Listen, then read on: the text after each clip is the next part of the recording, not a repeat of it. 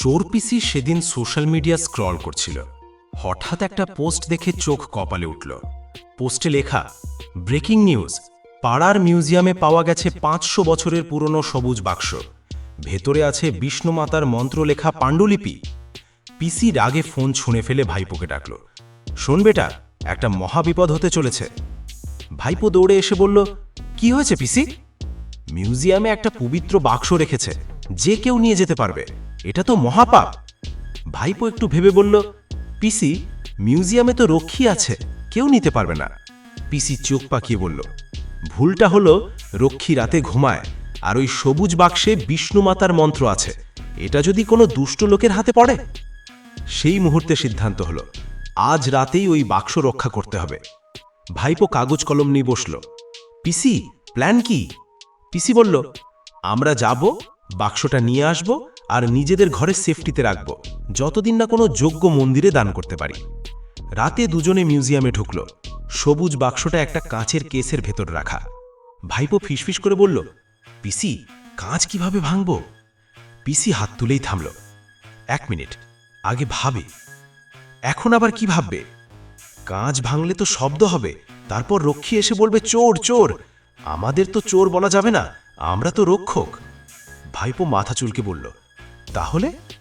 পিসি চাবি খুঁজতে হবে। অনেক খোঁজাখুঁজির পর টেবিলের ড্রয়ার থেকে চাবি পেয়ে গেল। পিসি সাবধানে কেস খুলে সবুজ বাক্সটা হাতে নিল। হঠাৎ আলো জ্বলে উঠল। রক্ষী চেঁচিয়ে উঠল, কে ওখানে? হাতে নাতে ধরা পড়েছ। পিসি একদম শান্ত গলায় ঘুরে দাঁড়ালো, আমি চোর নই। রক্ষী তো অবাক, হাতে বাক্স নিয়ে বলছো চোর না, তাহলে কি? পিসি গম্ভীর মুখে বলল, আমি একজন দায়িত্বশীল নাগরিক, আমি এই পবিত্র বাক্সটা রক্ষা করতে এসেছি। রক্ষী চোখ কপালে উঠিয়ে বলল, রক্ষা করতে? এটা তো মিউজিয়ামেই আছে। পিসি দীর্ঘশ্বাস ফেলে বলল, দেখুন ভাই, এই বাক্সে বিষ্ণু মাতার মন্ত্র আছে। এটা এত মূল্যবান যে যে কেউ নিয়ে যেতে পারে। আমি ভাবলাম যদি আমি না নিয়ে যাই তাহলে অন্য কোনো চোর এসে নিয়ে যাবে, তাই আমি নিজেই নিয়ে যাচ্ছি, যাতে কেউ চুরি করতে না পারে। এই যুক্তি শুনে রক্ষী এতটাই বিভ্রান্ত হলো যে মাথা চুলকাতে লাগলো। মানে, তুমি বলছো চুরি করছো যাতে চুরি না হয়? পিসি মাথা নেড়ে বলল, ঠিক, আমি প্রিভেন্টিভ চুরি করছি। এটা একটা নতুন কনসেপ্ট। ভাইপো তখন যোগ করল, আর পিসি খুব ধার্মিক, উনি এই পাণ্ডুলিপি নিয়ে রোজ পুজো করবেন। মন্দিরের চেয়ে বেশি নিরাপদ আর কি হতে পারে? রক্ষী এবার একদম কনফিউজড। তো তুমি বলছো তুমি এটা রক্ষা করতে নিচ্ছ? পিসি জোরে মাথা নাড়ল, একদম। আমি কাল সকালে এটা ফেরত দিয়ে যাব, শুধু আজ রাতটা আমার কাছে থাকুক, কারণ আজ অমাবস্যা, দুষ্ট শক্তিরা বেশি সক্রিয় থাকে। আমি ঘরে মন্ত্র পড়ে এটা প্রটেক্ট করব। রক্ষী ভাবতে লাগলো, কথাটা তো ভুল শোনাচ্ছে, কিন্তু ভুলটা ঠিক কোথায়? শেষমেশ রক্ষী বলল, আচ্ছা, কাল সকালে দিয়ে যাবে তো? পিসি হাত জোর করে বলল, প্রমিস, বিষ্ণু মাতার দিব্যি। বাড়ি ফিরে ভাইপো বলল, পিসি, আজ তো আমরা চুরি করেও চোর হলাম না। পিসি গর্ব করে সবুজ বাক্সটা আলমারিতে তুলে রেখে বলল, এই জন্যই বলে, বুদ্ধি থাকলে চুরি একটা সমাজ সেবা।